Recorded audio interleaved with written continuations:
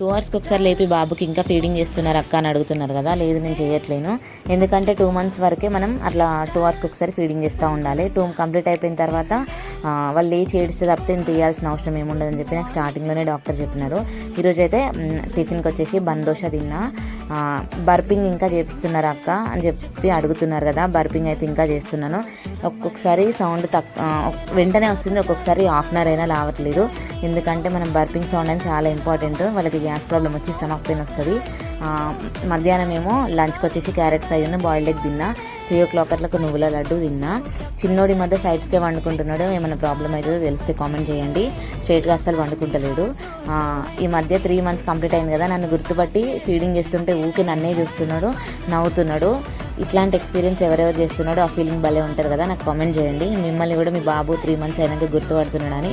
నైట్కి వచ్చేసి కరివేపాకు పొడితో వేడి వేడనంతో మంచిగా తిన్నా అనమాట.